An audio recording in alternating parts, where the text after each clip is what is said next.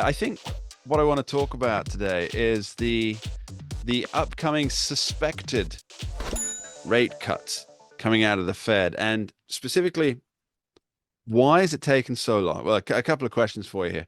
Number one, why is it taking so long to get here? Number two, is it a political decision rather than a fiscal decision that's pushing this potential cut? And number three, what do you think it will be?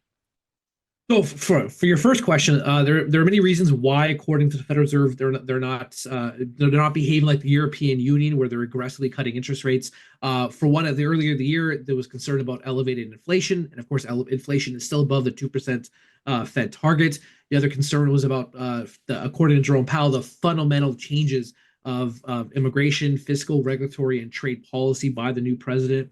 And so now they're just waiting for, according to them, greater clarity of the effects of tariffs. So they're terrified to do anything at all, whether to raise rates or cut Mm, rates, just any backlash they have. Because according to Powell, it's a challenging scenario in this situation. Because on the one hand, tariffs could revive inflation threats, which would have to force the Fed to keep interest rates higher for longer. But on the other hand, tariffs could lower economic growth. Therefore, they would have to cut interest rates. But that also threatens inflation again. So that's reason why they've been reluctant to continue cutting interest rates.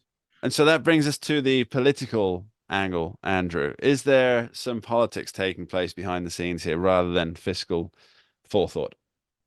Well, of course, I mean, the Federal Reserve has a long history of playing politics. That is since the days of Mariner Eccles in the 1930s under FDR. It has a political issue. Jerome Powell insists that he is not playing politics at all. But it's just the timing of everything where you have Mm, to think that he is playing politics. Now, of course, on Donald Trump's part, he's demanding that Jerome Powell cut interest rates. He calls him a quote major loser, and that he has to lower interest rates now, otherwise he risks slowing the U.S. economy. So if I'm Jerome Powell and I'm constantly insulted by the president, I would have to think that I do want to get I want Trump to get some sort of comeuppance by keeping rates higher for longer.